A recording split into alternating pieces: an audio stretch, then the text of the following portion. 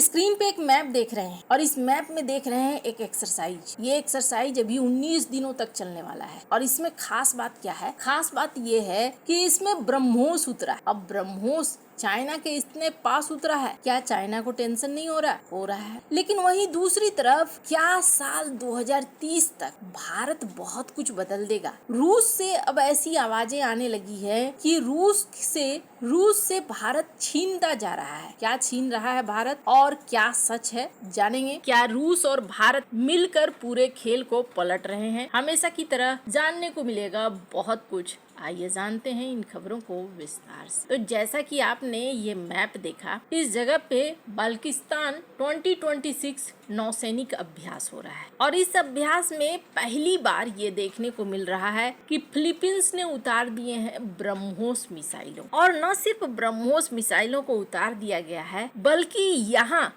अब भारत के हथियारों की धमक दिखनी शुरू हो गई है। इस धमक से चाइना को परेशानी होनी, टेंशन होनी शुरू हो चुकी है। इसी बीच ये भी देखने को मिल रहा है कि एक के बाद एक DRDO कुछ नई नई चीजों को लाता जा रहा है। स्क्रीन पर एक वीडियो देखिए। इस वीडियो में आप DRDO के चीफ समीर वी कामत को देख रहे हैं और इन्होंने भारत के नए advance armed vehicle Vikram BT-21 को हरी झंडी दी है। इस वीडियो को देखिए। यहाँ अब ये सेना में शामिल हो रहा है। सिर्फ इतना ही नहीं, DRDO का एक पोस्ट देखिए जिसमें ये कहा जा रहा है कि इंडियन नेवी ने हाल ही में एक परीक्षण को पूरा किया है जिसमें हाइड्रोडायनेमिक परफॉर्मेंस को लेकर एक मॉडल का परीक्षण किया गया। DRDO सिर्फ यही नहीं कर रहा है, बल्कि एक प्रांज AI सिस्टम भी बना रहा है जो इंटरनल सिक्योरिटी को बहुत ज्यादा तेजी से देखेगा और सुरक्षित करेगा AI का इस्तेमाल करते हुए। ये सारी जो चीजें देख रहे हैं आप, इनके अलावे मिसाइलों की झड़ी लगी हुई है, सो अलग है। भारत नई नई मिसाइलों का परीक्षण करता जा रहा है, वो अलग देखने को मिल रहा है। पर इस बीच रूस से एक टेंशन निकलकर सामने आ रहा है और वो टेंशन क्या है? पहले ना लोग बड़े हल्के में लेते थे, पहले लोगों का ध्यान इस पर गया नहीं था।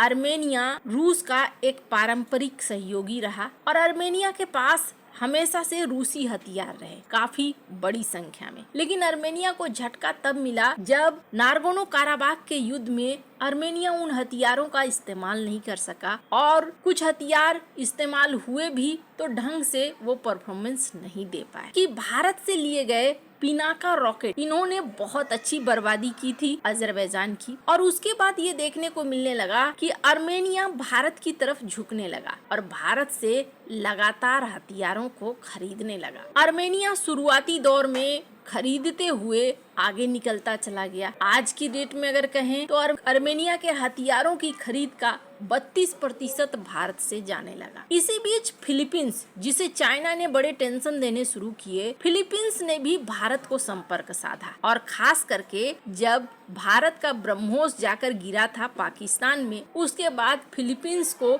एक चीज समझ में आ गई थी कि चाइना के एयर डिफेंस सिस्टम इसे रोक नहीं सकते हैं और ऐसे में फिलीपींस ब्रह्मोस को खरीदने के लिए और भी ज्यादा उतावला हो गया। फिलीपींस ने भारत से ब्रह्मोस खरीदा। इसके अलावे अभी फिलीपींस भारत से और भी कई सारी चीजें खरीद रहा है। अगर फिलीपींस के कुल हिस्सेदारी की बात करें तो फिलीपींस का 42% हिस्सा, फिलीपींस के कुल हथियारों के एक्सपोर्ट का 42% भारत हो गया। अब फिलीपींस की देखा देखी वियतनाम भी आ गया और वियतनाम अपने हथियारों का 11% भारत से खरीद रहा है। एक वक्त था रूस, अमेरिका और फ्रांस दुनिया में सबसे ज्यादा हथियार बेचने वाले देश। वो चीन, भारत समेत ज्यादातर एशियाई और अफ्रीकी देशों को हथियार बेचते थे। लेकिन अब कई नए देश एक्सपोर्ट करने में आ गए हैं। तुर्की भी आया है, चीन ने भी अफ्रीकी देशों में पैर जमाना शुरू कर दिया। रूस का और अमेरिका का धीरे धीरे पलड़ा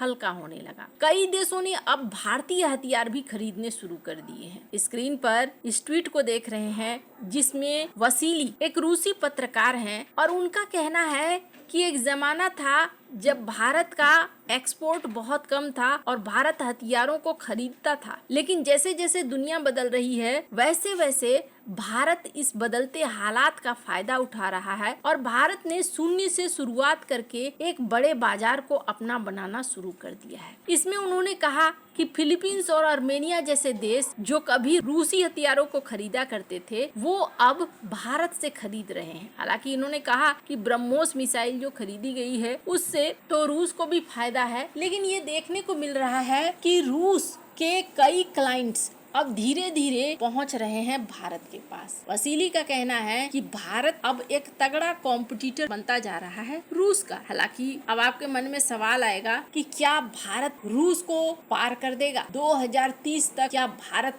आगे बढ़ जाएगा एकदम से? तो अभी अगर बात करें ना तो कौन कौन से वो देश हैं जो रूस से निकलकर भारत के पास आ सकते हैं, तो यहाँ आर्मेनिया आ चुका है, फिलीपींस आ चुका है, वियतनाम आ चुका है, थोड़ा बहुत हो सकता है इंडोनेशिया आ जाए, इजिप्ट आ जाए, नाइजीरिया आ जाए और कुछ हद तक अफ्रीका के देश आ सकते हैं। भारत का जो मजबूत हिस्सा है वो कौन कौन सा है? तो आपको बता दूं, एक तो भारत का मजबूत हिस्सा जहां भारत बहुत मजबूत है और चुनौती दे सकता है वो है रॉकेट्स का, MLRS का, इसके अलावा आर्टिलरी का, एयर डिफेंस का, एंटीशिप मिसाइल जिसमें ब्रह्मोस और इसके अलावा भी बहुत सारी चीजें डेवलप कर रहा है, रडार के लिए भी, गोला बारूद के लिए भी। लेकिन रूस से कहां कहां कमजोर पड़ जाएगा? फाइटर जेट्स के मामले में, सबमरीन्स के मामले में, SM के मामले में। तो ऐसा नहीं है कि भारत रूस को 2030 तक एकदम से हटा देगा या हरा देगा, ऐसा कुछ नहीं होगा।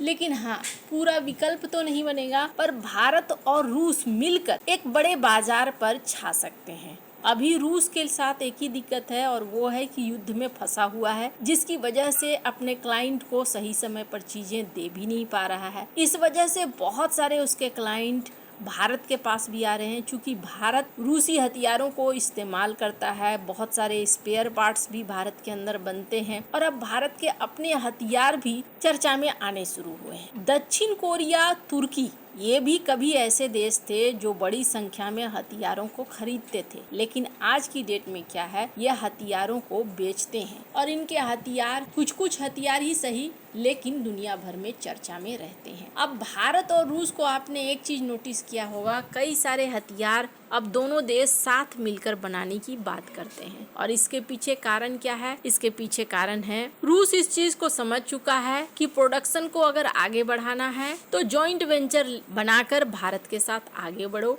बड़ा मार्केट है, बड़ा बाजार है, बड़ा वर्कफोर्स है, ये हमारे लिए उपयोगी होगा। आपको क्या लगता है इन सब मामले में? आपकी क्या राय है? कमेंट कर जरूर बताएं। जल्द मिलते हैं अगले वीडियो में नई खबर के साथ।